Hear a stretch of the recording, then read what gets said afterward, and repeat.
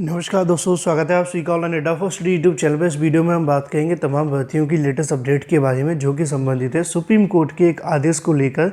इसके अलावा यूपीटीईटी 2021 के बारे में, साथ ही यूपीटीईटी कॉमन नंबर को लेकर, इसके अलावा और भी कई बड़ी अपडेट को लेकर। तो एक एक करके वीडियो को लाइक कर दें, साथ ही शेयर कर दें और चैनल को सब्सक्राइब करना बिल्कुल ना भूलें, जिससे कि आपको इसी प्रकार की ऑथेंटिक और सटीक जानकारियाँ सबसे पहले मिलती रहें। तो चलिए दोस्तों, वीडियो शुरू करते हैं। शुरुआत करेंगे सबसे बड़ी अपडेट के बारे में जो कि संबंधित है सुप्रीम कोर्ट के आदेश को लेकर। जैसा कि आप जानते हैं कि सुप्रीम कोर्ट की तरफ से जारी किसी भी भर्ती को लेकर कोई भी आदेश काफ़ी ज़्यादा महत्वपूर्ण होता है और आगामी समय के अंदर वो हर भर्ती के अंदर आपको देखने के लिए मिलता भी है। उसी के क्रम में सुप्रीम कोर्ट की तरफ से एक यहाँ पर आदेश जारी किया गया है कि जारी भर्ती प्रक्रिया के अंदर चुनौती नहीं दे सकते, ऐसा कहना है सुप्रीम कोर्ट का। उसी को लेकर सुप्रीम कोर्ट की तरफ से उसी का मैं सुप्रीम कोर्ट के एक आदेश को लेकर यहाँ से बात की जाए तो आप सभी को देखने के लिए मिलेगा। कोर्ट ने कहा कि भर्ती प्रक्रिया अनिश्चितकालीन के लिए नहीं चल सकती, जारी भर्ती प्रक्रिया के अंदर चुनौती नहीं दे सकते हैं। असल में मामला क्या था, मैं आप सभी को थोड़ा डिटेल में बताना चाहूँगा। यहाँ पर सुप्रीम कोर्ट के अंदर एक मामले को लेकर याचिका दाखिल की गई, लेकिन उससे पहले ही मामला हाईकोर्ट में और डबल बेंच में गया था। एक अभ्यर्थी के माध्यम से एक भर्ती के अंदर आवेदन किया गया। आवेदन के बाद में उसका यहाँ पर चयन हो गया। सब कुछ हो जाने के बाद में फिजिकल वगैरह सब कुछ हो गया था। अभ्यर्थी को लगा कि हमारे उत्तर प्रदेश के अंदर जो भर्तियाँ वो धीरे धीरे आगे बढ़ती हैं और जब आगे बढ़ेगी तो मुझे पता चल जाएगा। ऐसा करते करते उस अभ्यर्थी को लगभग 8 साल हो गए। 8 साल के बाद उसको लगा कि अब ये भर्ती काफ़ी लंबे समय के लिए लटक चुकी है, आखिर इसके आगे बढ़ने का रीज़न क्या है। तो यहाँ पे आपको देखने के लिए मिलेगा, उसको यहाँ पे जानकारी मिली 1999 के अंदर उसने आवेदन किया था। ऐसे में उसको पता चला कि अपीलकर्ता ने मेडिकल फिटनेस जांच पास कर लिया था, लेकिन उसकी नियुक्ति नहीं हो सकी क्योंकि पुलिस का सत्यापन नहीं हो पाया था। ऐसे में इसको लेकर याचिकाकर्ता ने दावा किया कि वो पिछले 7 या 8 सालों से लगातार नियुक्ति का इंतजार कर रहा है और यहाँ पे कहीं ना कहीं हाईकोर्ट का दरवाज़ा खटखटाया है। ऐसे में कलकत्ता हाईकोर्ट की तरफ से उसकी याचिका को खारिज कर दिया गया। बाद में मामला यहाँ पे आगे गया तो पता चला कि वो बांग्लादेशी नागरिक होने के नाते उसकी यहाँ पे याचिका को खारिज कर दिया गया। फिर उसके बाद मामला सुप्रीम कोर्ट के अंदर गया तो सुप्रीम कोर्ट के अंदर जाकर पता चला कि भाई यहाँ पे जो भर्तियाँ वो काफ़ी लंबे समय तक लटकी रहती हैं, लेकिन इसका मतलब ये नहीं कि आप काफ़ी लंबे समय के बाद भर्तियों के अंदर आकर अपनी जो कहीं ना कहीं दावाएँ वो करें। उसी के आधार पर सुप्रीम कोर्ट की तरफ से कहा गया कि भर्ती अनिश्चित काल के लिए नहीं चल सकती है। अब जब 7 साल से आप इंतजार कर रहे थे और 7 साल के बाद आपको याद आया तो इसमें कहीं ना कहीं गलती छात्र की मानते हुए सुप्रीम कोर्ट की तरफ से याचिका को खारिज कर दिया गया। लेकिन वही दूसरी तरफ बात की जाए यूपीटीईटी 2021 के रिजल्ट को लेकर, काफ़ी अभ्यर्थी यूपीटीईटी 2021 के रिजल्ट को लेकर काफ़ी लंबे समय से इंतजार कर रहे थे, लेकिन सचिव परीक्षा नियामक प्राधिकारी के माध्यम से उनकी उम्मीदों पर पानी फेर दिया गया। ऐसे में यहाँ पे आपको देखने के लिए मिलेगा यूपीटीईटी 2021 के रिजल्ट को लेकर अगर बात की जाए तो अब किस तारीख को जारी किया जाएगा, यहाँ पे आप सभी देख भी सकते हैं।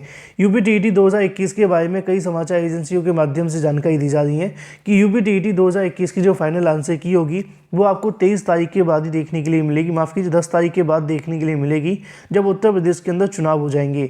इसके अलावा उनकी तरफ से ये भी बताया जा रहा है कि आपकी जो परीक्षा का परिणाम 25 तारीख को जारी होना था उसको भी यहाँ से अब स्थगित कर दिया गया है और ऐसे में अब जो नई तारीख होगी वो 10 मार्च के बाद आपको देखने के लिए मिलेगी।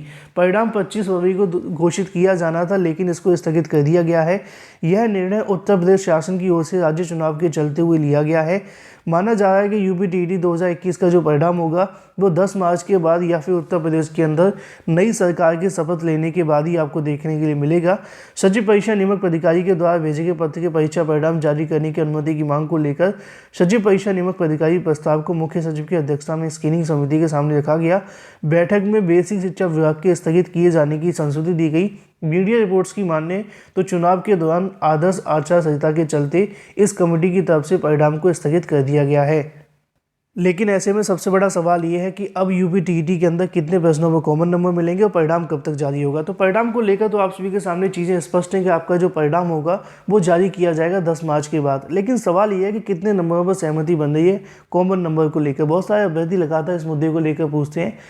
पीएनपी से लगातार इस संबंध में जानकारी लेने का प्रयास किया जाता है, खुलकर वो इस मुद्दे के बारे में जानकारी नहीं देते हैं। लेकिन जो सूत्रों के हवाले से जानकारियाँ मिलती हैं, अधिकारियों के सूत्र जो होते हैं उनसे पूछा जाता है तो उन्होंने समय समय पर जानकारी दी है कि 3 प्रश्न ऐसे हैं जो प्राथमिक के अंदर है और 2 क्वेश्चन या 1 क्वेश्चन जूनियर के अंदर है।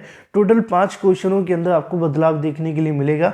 भले ही यहाँ पर अभ्यर्थियों के माध्यम से 98 प्रश्नों पर आपत्तियाँ की गई थी, लेकिन पीएनबी इतने ज़्यादा क्वेश्चन पर कॉमन नंबर देने वाली नहीं है।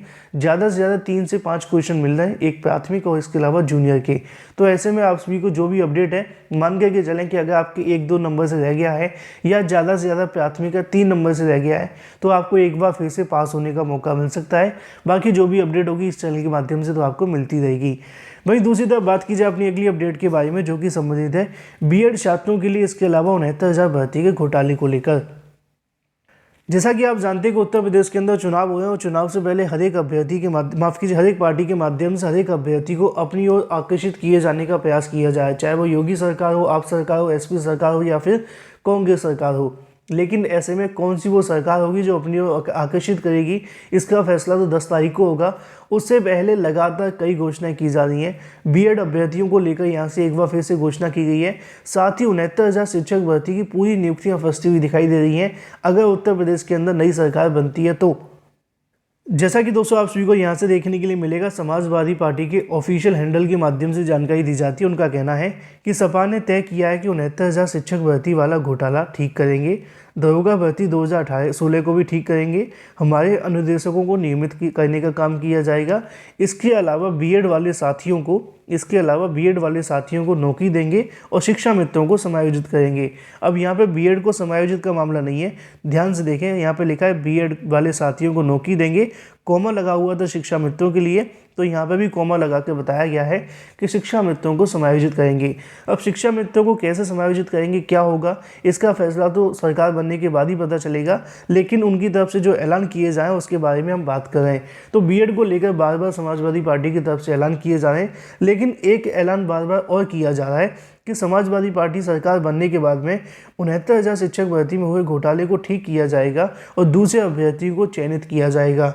अगर ऐसा होता है, जांच होती है, जो कि सरकार ने माना है कि 69,000 में घोटाला हुआ है, तो कहीं ना कहीं 69,000 की जो पूरी नियुक्तियां हैं वो पूरे तरीके से फंस जाएंगी और इसको लेकर कहीं ना कहीं संभाल पाना फिर मुश्किल होगा कि किस प्रकार उन अभ्यर्थियों को बाहर किया जाएगा, अंदर किया जाएगा, क्योंकि कोर्ट तो कहीं ना कहीं उन अभ्यर्थियों को बिल्कुल पक्ष में दिखाई नहीं दी अभी तक। हालांकि उन्होंने एक रास्ता दिखाया था जिसको सरकार की तरफ से अभी तक अग्री नहीं किया गया, क्योंकि उत्तर प्रदेश के अंदर कोई सरकार नहीं है और एजी इस मुद्दे को लेकर जवाब नहीं दे पा रहे हैं। लेकिन इतना सब कुछ तभी होगा जब 10 तारीख को सरकार में बदलाव होगा। अभी उसके लिए आपको थोड़ा सा और इंतजार करना होगा। वहीं दूसरी तरफ बात की जाए प्राथमिक और टीजीटी भर्ती को लेकर कई विज्ञापन जारी हुए हैं, जिसकी जानकारी आप सभी को इस चैनल के माध्यम से लगातार दी जा रही है, जिससे कि आप किसी न किसी भर्ती के अंदर आवेदन अवश्य कर सकें। उसी को लेकर अगर बात की जाए प्राथमिक और टीजीटी भर्ती को लेकर कल की ही तारीख के अंदर एक और नोटिफिकेशन जारी किया गया, जो कि केंद्रीय विद्यालय न्यू कैंट इलाहाबाद के माध्यम से है। इसको लेकर मैंने कल की तारीख में डिटेल वीडियो बनाया था, जिसमें आपको जानकारी दी थी कि टीजीटी और पीजीटी प्राथमिक के और इसके अलावा योगा शिक्षकों के, कंप्यूटर प्रशिक्षकों के और भी जो कई पदों पर भर्तियाँ जो निकली गई हैं, अगर आप सभी चाहें तो इन पदों के लिए आवेदन कर सकते हैं। इन पदों पर आवेदन करने के लिए आप सभी को ऑफिशियल वेबसाइट पर जाकर प्रारूप को डाउनलोड करना होगा और उस प्रारूप को भरकर इस ईमेल आईडी पर भेजना होगा 7/3/2022 तक। 13/3/2022 को आपको यहाँ से लिखित परीक्षा इंटरव्यू के माध्यम से आपका चयन होगा। जो भी संबंधित अभ्यर्थी चाहते हैं पूरी जानकारी डिटेल वीडियो के माध्यम से देख सकते हैं। कल मैंने आप सभी के लिए वीडियो बनाकर जानकारी दे दी है। इसके अलावा अगर बात की जाए अपनी अगली अपडेट के बारे में, जो कि संबंधित है लेखपाल की कट ऑफ और परसेंटाइल की घोषणा को लेकर। जैसा कि दोस्तों आप जानते हैं कि लेखपाल को लेकर काफ़ी लंबे समय से अभ्यर्थी इंतजार कर रहे हैं कि लेखपाल भर्ती की घोषणा की जाए। इसको लेकर कई अधिकारियों से जानने का लगातार प्रयास किया जा रहा है।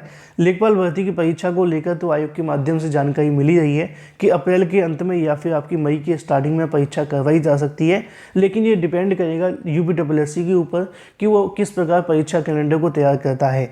लेकिन ऐसे में यूपीएससी के अधिकारियों से जानकारी मिल रही है कि बहुत जल्द अब आयोग के माध्यम से लेखपाल भर्ती कट ऑफ की घोषणा की जाएगी। अभी तक सरकार की कहीं न कहीं बनाने या फिर सरकार के बिगड़ने या फिर उत्तर प्रदेश के चुनाव के चलते इसको लेकर घोषणा नहीं की गई थी, लेकिन अब ऐसे में आयोग की तरफ से लेखपाल भर्ती की कट ऑफ और परसेंटाइल को लेकर घोषणा की जाएगी।